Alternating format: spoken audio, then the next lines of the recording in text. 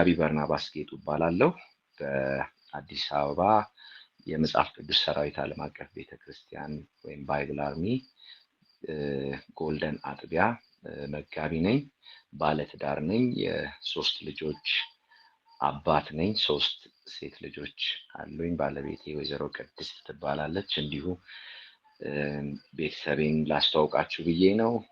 እንግዲህ አዲስ አበባ ደግሞ በምትመጡ ቀን ቤተሰብ አላችሁ። በዚሁ ይሄንንም ላሳስብ ብዬ ነው። ክብር ለኢየሱስ ይሁን። እንግዲህ ይሄንን ሐሳብ ካካፈለኝ በኋላ በጌታ ፊት ምንድነው እግዚአብሔርን ያሁኑ ያንተ ሐሳብ ያሁኑ ያንተ አጀንዳ ምንድነው? ጌታ ሆይ ምን ላካፍላቸው ብዬ በጌታ ፊት ስሆን እግዚአብሔር የሰጠኝን ቃል አካፍላችኋለሁ። እግዚአብሔር እንደሚናገረን እርግጠኛ ነኝ። ለኔም ለእናንተም እንደሚያጽናናን እንደሚያበረታን በጣም እርግጠኛ ነኝ።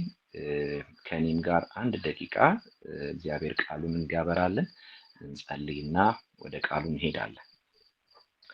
ጌታ የዘላለም አምላክ እግዚአብሔር አባታችን ሆይ ስለዚህ ምሽት እናመሰግናለን። ጌታ ሆይ ደግሞ ያው ቃልህን እንድታበራልን እንድታስተምረን እግዚአብሔር ሆይ የሚጽናናው እንድታጽናና የተሰበረው እንድትጠግን የጠፋውን እንድትመልስ እግዚአብሔር ሆይ በጌታ በኢየሱስ ክርስቶስ ስም መንፈስ ቅዱስ አለመከልከል በያለንበት ሁላችን እንድታገኘን በጌታ በኢየሱስ ስም እንጠይቃለን። አሜን። ያንተ ነው፣ ተጠቀምብን እግዚአብሔር ሆይ ስራብን። ዘመናችን ሁሉ ላንተ ሰጠን፣ ጊዜውን ሁሉ እግዚአብሔር ሆይ አንተ ስራበት። በጌታ በኢየሱስ ስም ጸልየናል። አሜን። እግዚአብሔር ይመስገን። እንግዲህ ቀደም ተብሎ እንደተጠቀሰልን ዛሬ በልብ ያለው በዕንባቆም መጽሐፍ ያለው የዕንባቆም መጽሐፍ ምዕራፍ 2 ቁጥር 4 ላይ ያለውን ቃል ነው እንደ ርዕስ እንድንይዘው የፈለኩት። የዕንባቆም መጽሐፍን 3ቷን ምዕራፍ ባጭሩ እንድንዳስሳት አስቤያለሁ፣ ሙሉ ፒክቸሩ እንዲኖረን። አለፍ ብዬ ዋና ሐሳቡን ላቀርብ ሞክራለሁ። ከዛ ደግሞ እግዚአብሔር በልብ ያስቀመጠውን የመጨረሻው ኃይለ ቃሉ ጻድቅ ግን በእምነት በሕይወት ይኖራል የሚለውን እሱን አጽንተን ደግሞ እንጨርሳለን። ያው መጽሐፍ ቅዱስ የትንቢት መጽሐፍት ተብሎ በተዋቀረበት ማዕከል ነው የምናገኘው። የዕንባቆምን መጽሐፍ ደቂቀ ነቢያት እንግዲህ ዋና ነቢያት የሚባሉ እንዳሉ መጽሐፍ ቅዱስ ሲከፈል ታውቃላችሁ ብዬ ተስፋ አደርጋለሁ። ትልልቅም ትንንሽም ያስባላቸው ግን የጸጋ ልዩነት ሳይሆን የተናገሩት ትንቢት ብዛት ነው። ወይም እንደ ምዕራፍም ብንወስደው የምዕራፎቹ ብዛት አነስ ሲል የትንቢቱ አይነት፣ ጠበብ ሲል አንድ መልእክት ብቻ ጥቂት መልእክት ብቻ ሲሆን ሜጀር ማይነር እንላለን እንጂ በጸጋ እግዚአብሔር ስለሆነ በሁሉም የተጠቀመው እግዚአብሔር ሜጀርም ማይነርም የለውም። በአገልግሎትም ሜጀር ማይነር የለም። እንደው በዚሁ አጋጣሚ ለኛ ሜጀር ፕሮፌትም ካለ ኢየሱስ ነው። ከጌታ የሚበልጥ ሜጀር የለም። እግዚአብሔር ነው ሜጀራችን። ጌታ ይባረክ። ዕንባቆምን ስናየው ማይነር ፕሮፌት ከሚባሉት አንዱ ነው። የዕንባቆም መጽሐፍ ዕንባቆምን ጥቂት ብናየው ብዙዎቹ ነቢያት ከእግዚአብሔር ለሕዝቡ እግዚአብሔር እንዲህ ይላል ብለው የሚናገሩ ነበሩ። ዕንባቆምን ግን ብናየው በአብዛኛው ለእግዚአብሔር የሚናገር ነው። በተለይ ምዕራፍ 1ም ምዕራፍ 2ም በኋላም ምዕራፍ 3ም ላይ ስናየው እግዚአብሔርን የሚያናግር የእግዚአብሔርን ለሕዝቡ የሚያመጣ ሳይሆን የሕዝቡን ለእግዚአብሔር የሚያመጣ ትንሽ ለየት ያለ ነብይ ነው። ቁጥር 1ም ሲጀምር ዕንባቆም ያየው ሸክም የሚል ነው። ዕንባቆም የስሙ ትርጉም አቃፊ የሚል ነው። መጽሐፉን 3ቱን ስትጨምቁት ዕንባቆም የእምነት ሰባኪ ብላችሁ ልትተረጉሙ ትችላላችሁ። የሚናገረው በአብዛኛው እምነትን ነው። እምነትን ሲናገር ግን ብዙ ያልገቡት ብዙ ያልተረዳቸው ነገሮች እግዚአብሔርንም የሚጠይቃቸው ነገሮች ነበሩት። በጥያቄ ውስጥ ተሆኖ እግዚአብሔር ጋር የሚቀርብ ነገር ተሆኖ ኖሮን የእምነት ሰው መሆን ይቻላል። እምነት ጥያቄም እያለ፣ እምነት ፈተናም እያለ፣ እምነት ግራ የሚያጋባ ነገርም እያለ እግዚአብሔር ላይ የሚጣል እምነት እንደውም ክርክራችን አንተ እንዲህ ሆነህ፣ አንተ ጻድቅ ሆነህ፣ አንተ መልካም ሆነህ እግዚአብሔር ላይ ባለን መደገፍ ግን ጥያቄዎች ሊኖሩን ይችላሉ። እርግጠኛ ነኝ ብዙዎቻችን እንደዚህ ያለ ነገር ውስጥ የምናልፋለን እና የእምነት ሰባኪ ነው፣ እምነትን የሚናገር ነው። ባይገባኝም እያለ እኔ ያልተረዳሁት ነገር ቢኖርም ግን ደግሞ ልቡን እምነቱን በእግዚአብሔር ላይ የጣለ አይነት ሰባኪ ነው። ጠቅለል ስናደርገው ሁለት ሜጀር ጥያቄዎች አሉት ዕንባቆም። ለምን የሚልና እስከ መቼ የሚል ጥያቄዎች ነበሩት። ለምን ጌታ ይሄ ለምን ይሆናል፣ እስከ መቼስ ይሆናል የሚል ጥያቄዎች ነበሩት። እነዚህን ጥያቄዎች አለፍ ብለን ነው ምዕራፍ 1 ላይ መጽሐፋችሁን ከፍታችሁ ብትከተሉኝ ደስ ይለኛል።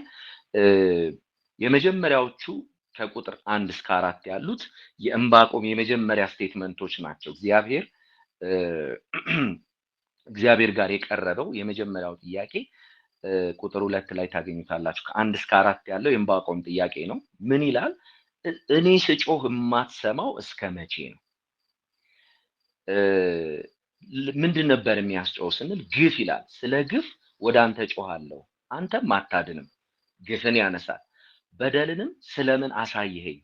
በደልን ያነሳል። ጠማማነትን ስለምን ትመለከታለህ? ጠማማነትን ያነሳል። ጥፋትና ግፍ በፊቴ ነው፣ ጥፋትና ግፍን ያነሳል። ጠብና ክርክር ይነሳል፣ ጠብና ክርክርን ያነሳል። ሕግ ላልቷል ይላል። ፍርድ ድል ነስቶ አይወጣም፣ ፍርድም ላልቷል፣ ፍርደ ገምድልነት በዝቷል ይላል።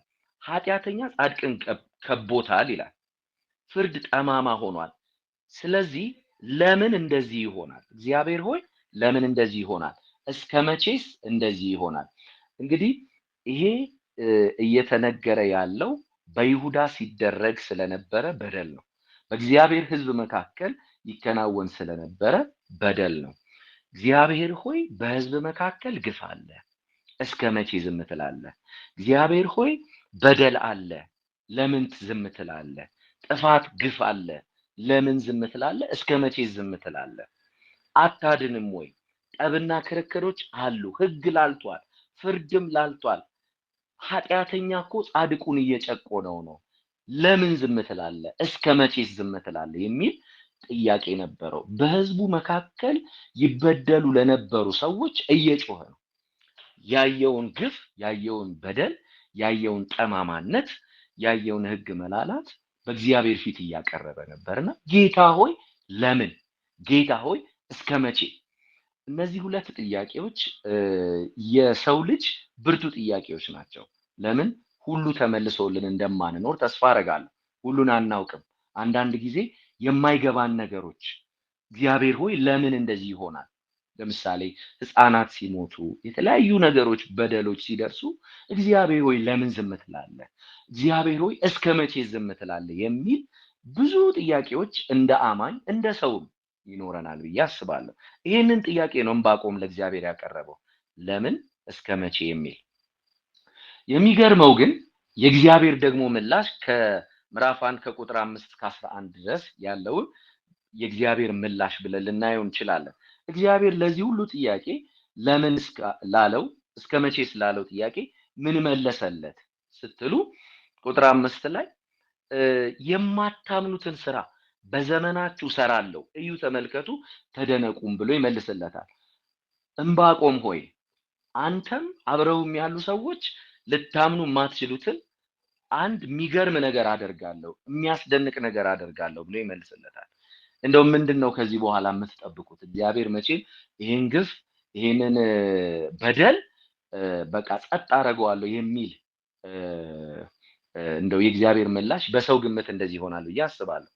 ግን የሚገርማችሁ ይሁዳ ውስጥ ካለው ክፋት ከዛ ጠማማነት የበለጠ እጅግ ክፉ የሆኑ ሌሎች ከለዳውያን የሆኑ እጅግ በጣም አስፈሪዎች የሆኑትን በይሁዳ ላይ አመጣለሁ ብሎ እግዚአብሔር እንደው ከአእምሮ በላይ ሊታመን የማይችል ነገር ይመልስላቸዋል ማለት ነው። ምን ይላል?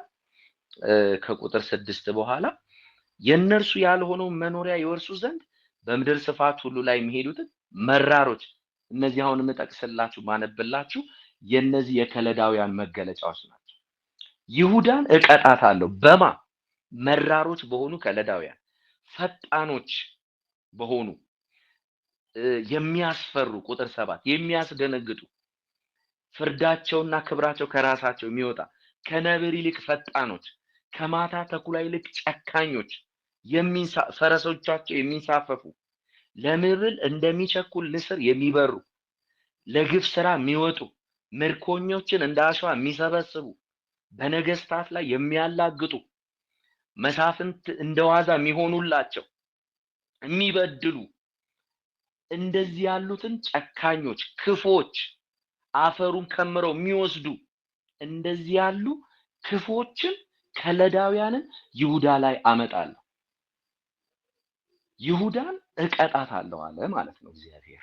እና እጅግ በሚከፉ የበለጠ ከይሁዳ ክፋት፣ ግፍ፣ በደል በላይ በሚከፉ ሰዎች፣ በሚከፉ መሪዎች እመጣለሁ አለ እግዚአብሔር።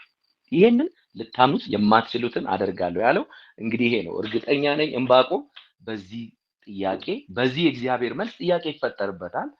አብረውትም ያሉ ይደነግጣሉ ብዬ አስባለሁ።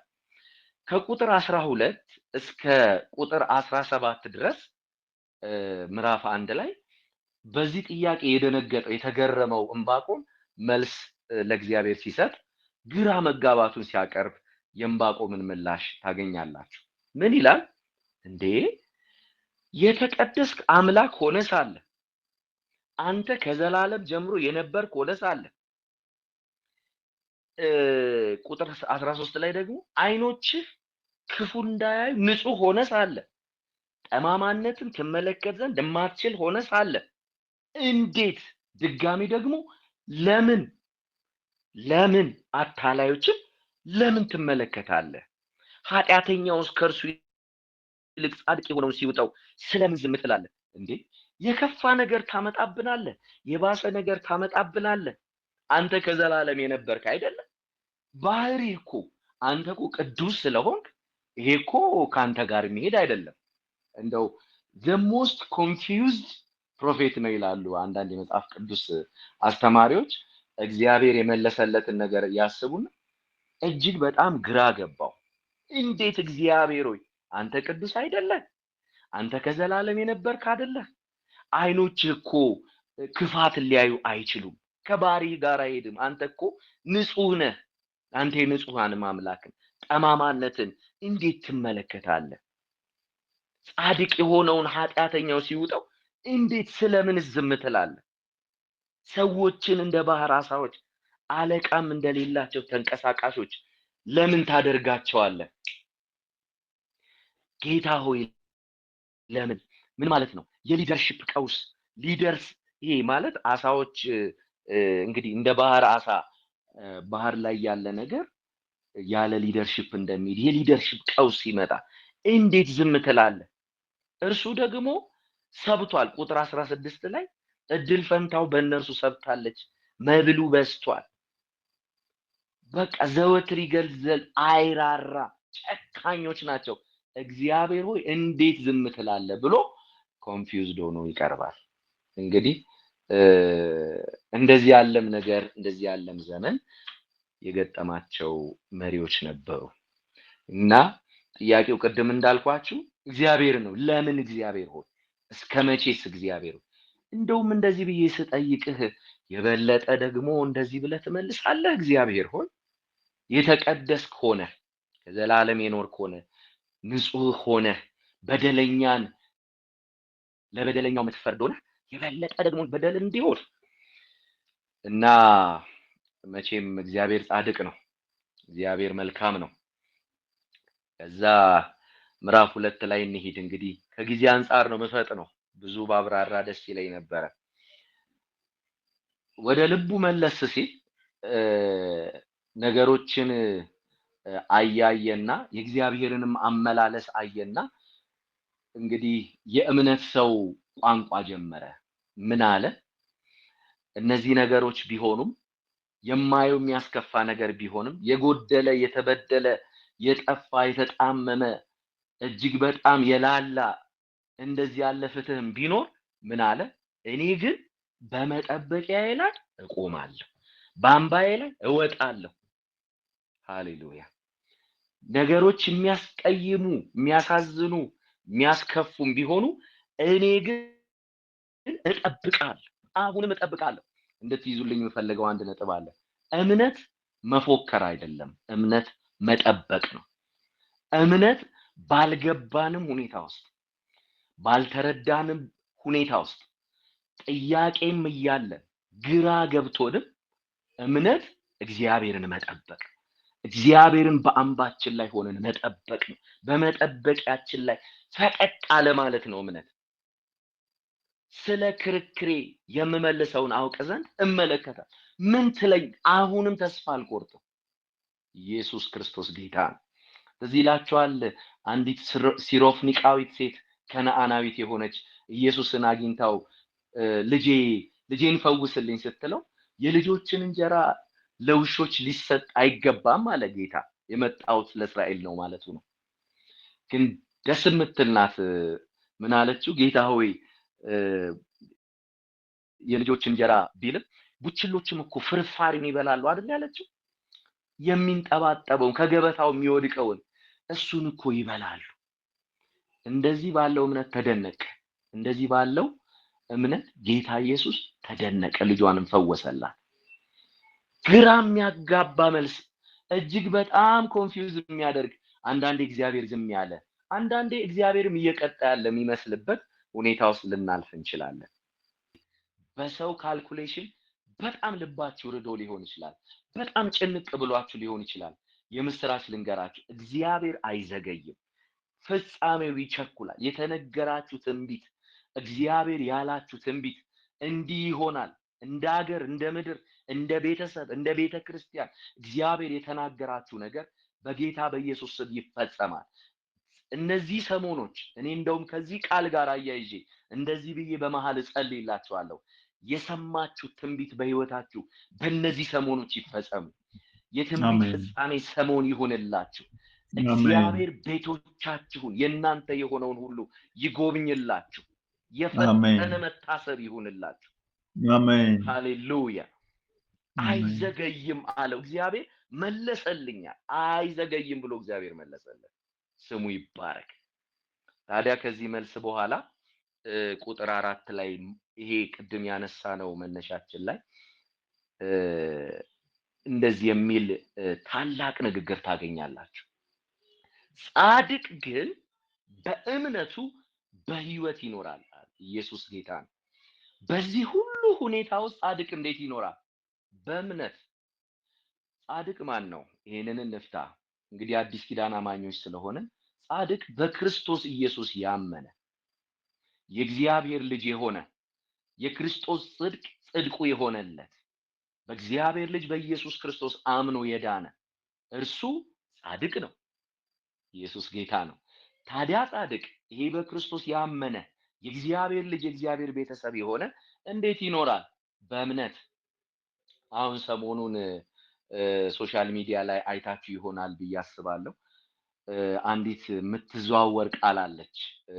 አማኙም በጌታ የሆነውም በጌታ ያልሆነውም ታዋቂውም ታዋቂ ያልሆነውም የሚላት ሶሻል ሚዲያ ላይ የምትዘዋወር ነገር አለችና እየሞከርኩኝ ነው እንግዲህ ሚል ሰምታችኋል ብዬ አስባለሁ። እየሞከርኩኝ ነው ያም ይነሳና እየሞከርኩኝ ነው እንግዲህ የምለው ነገር ሶሻል ሚዲያን የምትከታተሉ ሰዎች ይገባችኋል።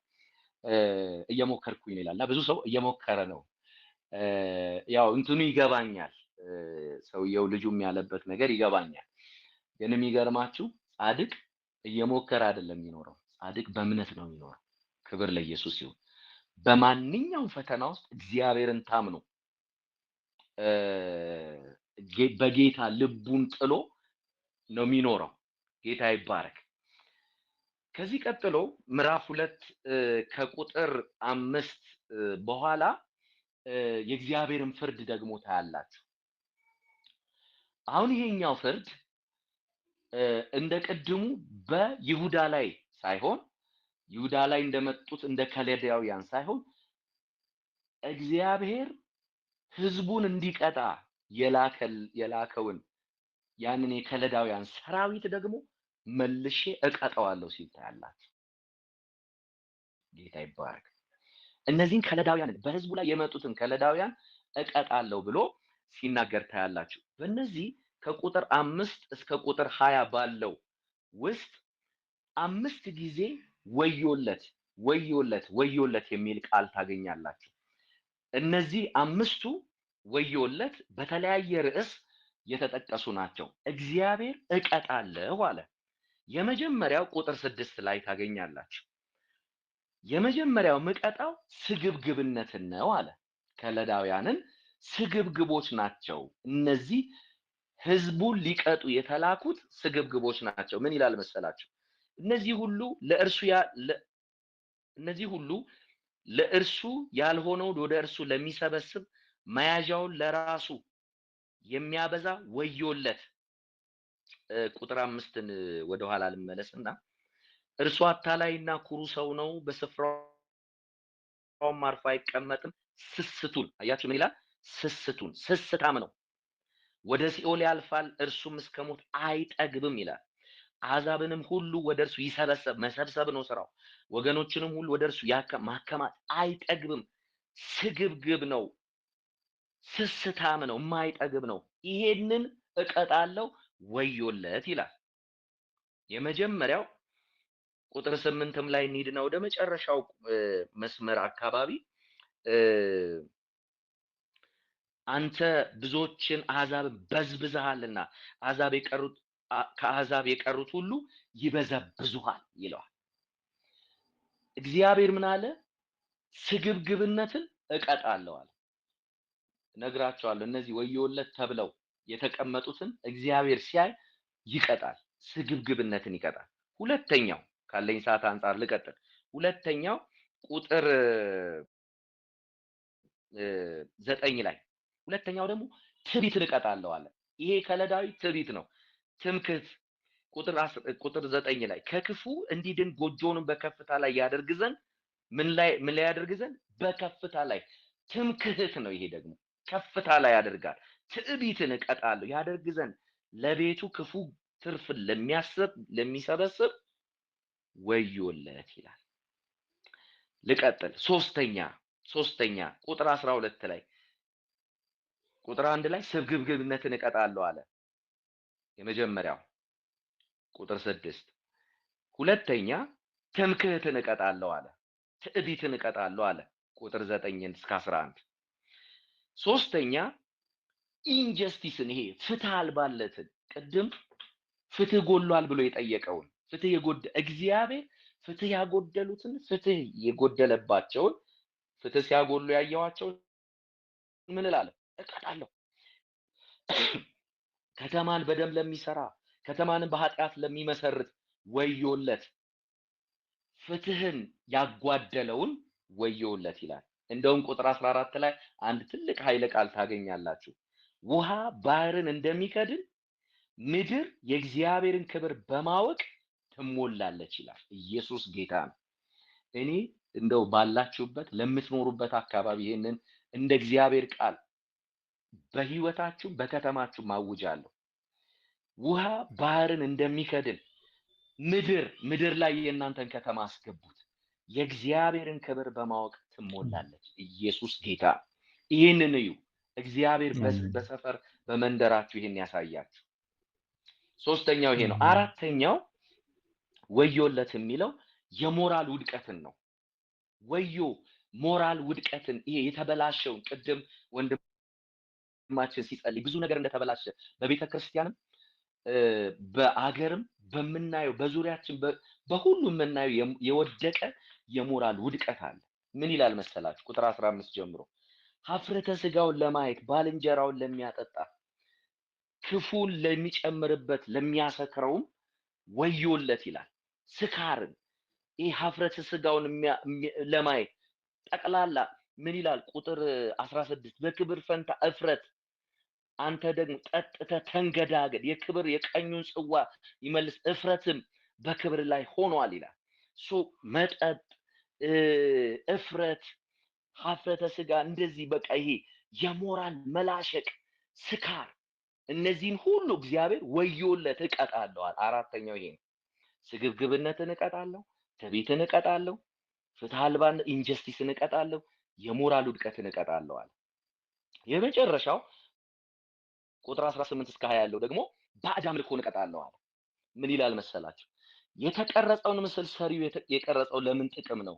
ዲዳንም ጣዖት ይሰራ ዘንድ ሰሪው የታመነበቱ ሐሰትን የሚያስተምር ቀልጦ የተሰራ ምን ይጠቅማል?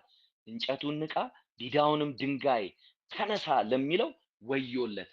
ይሄ ደግሞ ምንድነው? ባዕድ አምልኮ ነው። እግዚአብሔር ምን አለ? ባዕድ አምልኮ፣ ይሄ የተበላሸ አምልኮ። አንዳንዴ እግዚአብሔርን ቤት የእግዚአብሔር ቤት የምንለውም ውስጥ ተቀላቅሎ የገባውን እኔ እንደዛም ነው የምረዳው። ባዕድ አምልኮ የገባም ካለ በምድራችንም ያለ እሱን ምን እላለሁ? እቀጣለሁ። ምን ሲቀጣ እግዚአብሔር ምንድነው የሚያደርገው?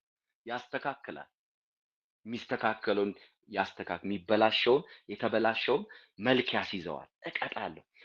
ምንድነው? የተበላሹ ነገሮችን ሁሉ አስተካክላለሁ። ወዮለት ወዮለት 5 ጊዜ ያሳየዋችሁ።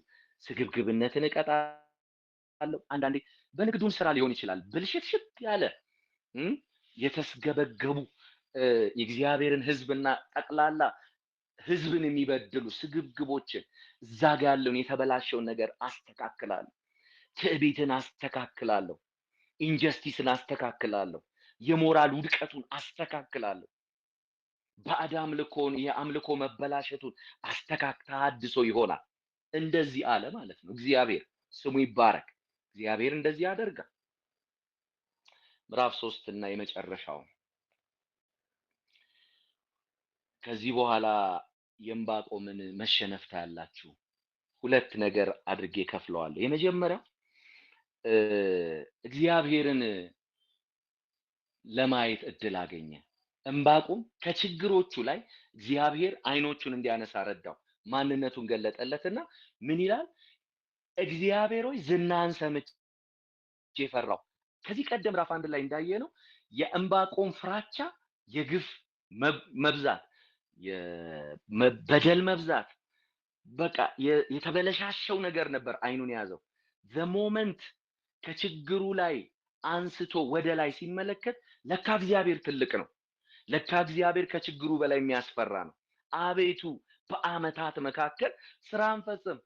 ቅድም እሰራለሁ ያልከውን አደርጋለሁ ያልከውን አንተ እየሰራህ ቀጥል። ስሙ ይባረክ። አንተ ቀጥል። አንተ ለካ ትልቅ ነህ። ምህረትህንም አስብ።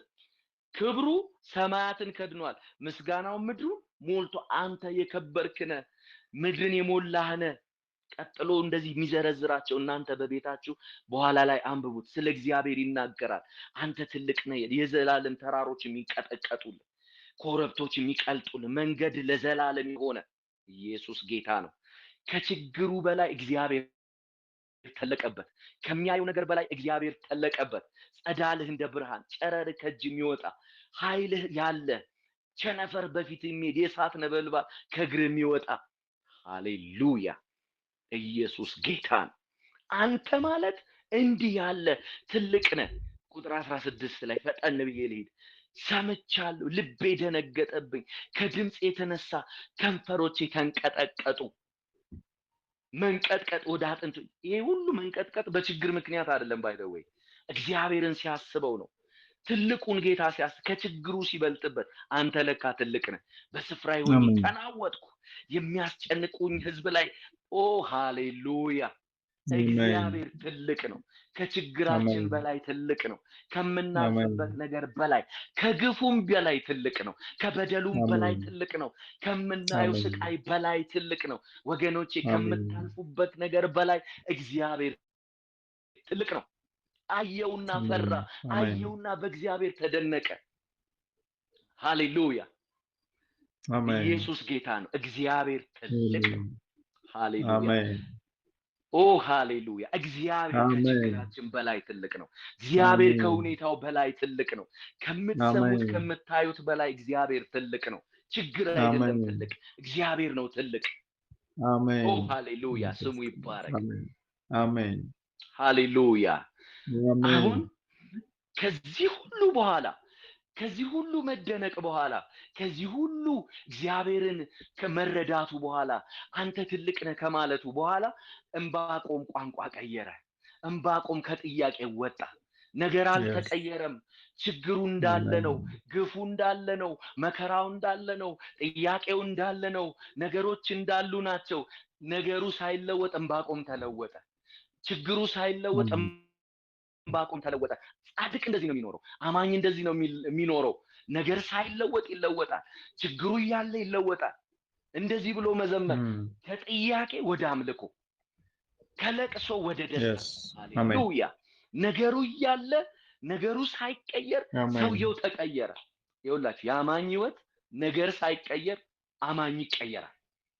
ነገር እያለ amen ይቀየራል። አትሞስፌሩ ይቀየራል። ሃሌሉያ! ኢየሱስ ጌታ ነው። amen እንደዚህ አለ amen እግዚአብሔር ሆይ። amen ይኸውላችሁ ምንም እንኳ ብሎ ጀመረ ቁጥር 17 ላይ። ኦ ሃሌሉያ! በለስ ባታፈራ ይኸውላችሁ ምንም እንኳ ብሎ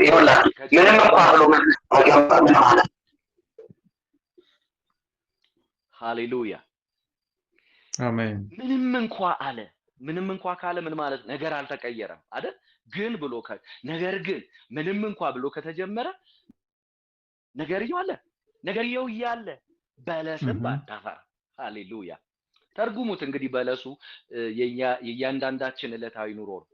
በለስ ባታፈራ፣ በወይን ሐረግ ፍሬ ባይገኝ፣ የወይራ ስራ ቢጎድል፣ እርሾች መብል ባይሰጡ፣ ምን ማለት ነው? ሱቁ ባያተር፣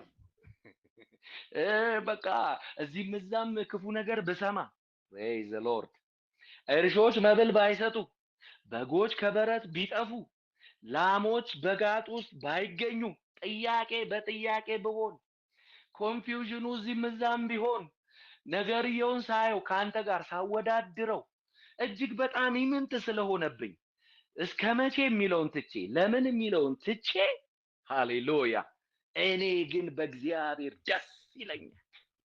አሜን በመድኃኒቴ አሜን አምላክ ሐሴት አደርጋለሁ። ጌታ አሜን እግዚአብሔር ኃይሌ ነው። እግሮቼን እንደ ዋላ እግሮች ያደርጋል፣ አሜን በከፍታዎችም ላይ ያስኬደኛል። መዝሙር ቀየረ፣ አሜን ቋንቋ ቀየረ፣ yes አምልኮ ውስጥ አሜን ገባ። ነገር አሜን ሳይቀየር ሁኔታ ሳይለወጥ ጭንቅ የሆነ ነገር እያለ ፈተና እያለ ጥያቄ እያለ በለስ ባታፈራ፣ ወይኑ ፍሬ ባይሰጥ፣ ወይራው ቢጎድል፣ ወገኖች አሞን ሊሆን ይችላል። ጥያቄው እያለ ፈተና እያለ የጎደለ ነገር እያለ ጌታው የሚያስብል እያለ ለምን የሚያስብል እያለ እስከ መቼ የሚያስብል እያለ እግዚአብሔር ግን አለና፣ ኦ ሃሌሉያ! ችግሩ እያለ አሜን ቅድም አንድ አውቄ ዘለልኳት ምዕራፍ 2 ቁጥር 20 ላይ እንደዚህ የምትል ቃል አለች። እግዚአብሔር ግን በተቀደሰ መቅደሱ አለ፣ አሜን ምድርም ሁሉ በፊቱ ዝም ትበል ይላል። ኦ ሃሌሉያ! ወገኖቼ አሜን እግዚአብሔር በተቀደሰ መቅደሱ አለ። እግዚአብሔር በዙፋኑ አለ። እግዚአብሔር አሜን አለ። እግዚአብሔር አሜን ያያል። ስግብግብነትን አሜን ያያል። ፍርድ መጓደልን ያያል። ትዕቢት የበዛውን ያያል። የፍትህ መጓደልን ያያል። የሞራል yes ውድቀቱን ያያል። ባዕድ አምልኮውን ያያል። እግዚአብሔር በተቀደሰው መቅደሱ አለ። ትልቁ እግዚአብሔር፣ ኃያሉ እግዚአብሔር፣ የሚያስፈራው እግዚአብሔር አለ እና እኛ እንዴት እንኖር? እንዴት እንኖር? ሃሌሉያ! በለስ ባታፈራ፣ ፍሬ ባይገኝ፣ በወይኑ ላይ የወይራ ስራ ቢጎድል፣ ነገርየው እያለ በለስም ባታፈራ። ሃሌሉያ! ተርጉሙት እንግዲህ በለሱ የእያንዳንዳችን ዕለታዊ ኑሮ ነው። በለስ ባታፈራ፣ በወይን ሐረግ ፍሬ ባይገኝ፣ የወይራ ስራ ቢጎድል፣ እርሾች መብል ባይሰጡ፣ ምን ማለት ነው? ሱቁ ባያተር፣ በቃ እዚህም እዛም ክፉ ነገር ብሰማ praise the lord እርሾች መብል ባይሰጡ በጎች ከበረት ቢጠፉ ላሞች በጋጥ ውስጥ ባይገኙ ጥያቄ በጥያቄ ብሆን ኮንፊውዥኑ እዚህም እዛም ቢሆን ነገርየውን ሳየው ካንተ ጋር ሳወዳድረው እጅግ በጣም ኢምንት ስለሆነብኝ እስከ መቼ የሚለውን ትቼ ለምን የሚለውን ትቼ ሃሌሉያ እኔ ግን በእግዚአብሔር ደስ ይለኛል። አሜን በመድኃኒቴ አምላክ ሐሴት አደርጋለሁ። ጌታ እግዚአብሔር ኃይሌ ነው። እግሮቼን እንደዋላ እግሮች ያደርጋል፣ በከፍታዎችም ላይ ያስኬደኛል። መዝሙር ቀየረ፣ ቋንቋ ቀየረ፣ አምልኮ ውስጥ ገባ። ነገር ሳይቀየር ሁኔታ ሳይለወጥ ጭንቅ የሆነ ነገር እያለ ፈተና እያለ ጥያቄ እያለ በለስ ባታፈራ ወይኑ ፍሬ ባይሰጥ ወይራው ቢጎድል ወገኖች አሞን ሊሆን ይችላል። ጥያቄው እያለ ፈተና እያለ የጎደለ ነገር እያለ ጌታው የሚያስብል እያለ ለምን የሚያስብል እያለ እስከ መቼ የሚያስብል እያለ እግዚአብሔር ግን አለና ሃሌሉያ ችግሩ እያለ ቅድም አንድ አውቄ ዘለልኳት ምዕራፍ 2 ቁጥር 20 ላይ እንደዚህ የምትል ቃል አለች። እግዚአብሔር ግን በተቀደሰ መቅደሱ አለ። አሜን። ምድርም ሁሉ በፊቱ ዝም ትበል ይላል። ሃሌሉያ ወገኖቼ እግዚአብሔር በተቀደሰ መቅደሱ አለ። እግዚአብሔር በዙፋኑ አለ። እግዚአብሔር አለ። እግዚአብሔር ያያል። ስግብግብነትን ያያል። ፍርድ መጓደልን ያያል። ትዕቢት የበዛውን ያያል። የፍትህ መጓደልን ያያል። የሞራል ውድቀቱን ያያል። ባዕድ አምልኮን ያያል። እግዚአብሔር በተቀደሰው መቅደሱ አለ። ትልቁ እግዚአብሔር፣ ኃያሉ እግዚአብሔር፣ የሚያስፈራው እግዚአብሔር አለ እና እኛ እንዴት እንኖር?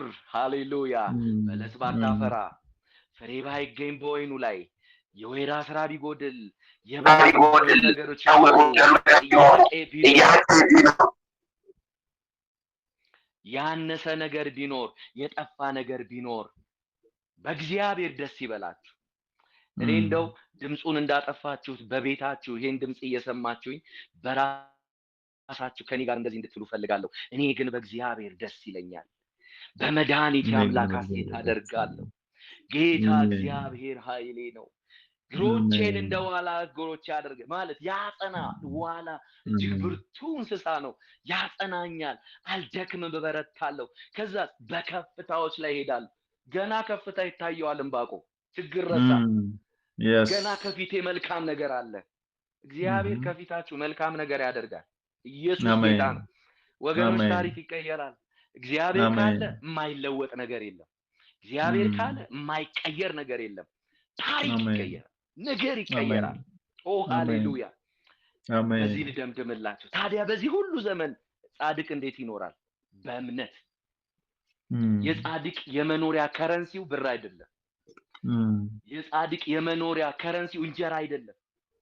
የጻድቅ የመኖሪያ ምንዛሪው ዕለት ዕለት እየመነዘረ የሚኖረው እምነት ነው። እምነት ምን ማለት መሰላችሁ? ሙሉ በሙሉ በእግዚአብሔር መደገፍ ማለት ነው። ራስን እግዚአብሔር ላይ መጣል ማለት ነው። ትችላለህ ማለት ነው። በእናንተ ሁኔታ፣ አሁን ባላችሁበት ሁኔታ፣ በምትኖሩበት ሁኔታ እናንተ የአባቴ ብሩካን፣ እናንተ ጻድቃን የእግዚአብሔር ልጆች፣ ጻድቅ እንዴት ይኖራል? በእምነት እግዚአብሔር ላይ ተደገፉ። እግዚአብሔርን ታመኑት። እምነታችሁን በእግዚአብሔር እንዳረጋችሁ ቀጥሉ። በርቱ፣ ጽኑ፣ ቀጥሉ። በጌታ ታመኑ። የምታምኑት እግዚአብሔር በተቀደሰ መቅደሱ አለ። ውሃ ባህርን እንደሚከድን ምድር ኢትዮጵያን ጨምሮ ምድራችንን ጨምሮ ያላችሁበትን አካባቢ ጨምሮ ምድር የእግዚአብሔርን ክብር በማወቅ ትሞላለች። እናንተ መዝሙር ቀይሩ፣ እናንተ ቋንቋ ቀይሩ፣ እናንተ ንግግር ቀይሩ። ጥያቄው እያለ ለመጨረሻ እንደዚህ በሉ ከኔ ጋር፣ እኔ ግን በእግዚአብሔር ደስ ይለኛል፣ በመድኃኒቴ አምላክ ሐሴት አደርጋለሁ። ጌታ እግዚአብሔር ኃይሌ ነው። እግሮቼን እንደ ዋላ እግሮች ያደርጋል፣ በከፍታዎችም ላይ ያስኬደኛል። ጻድቅ በእምነት በሕይወቱ ይኖራል። እግዚአብሔር አሜን። ይባርካችሁ። ተባረኩልኝ። አሜን።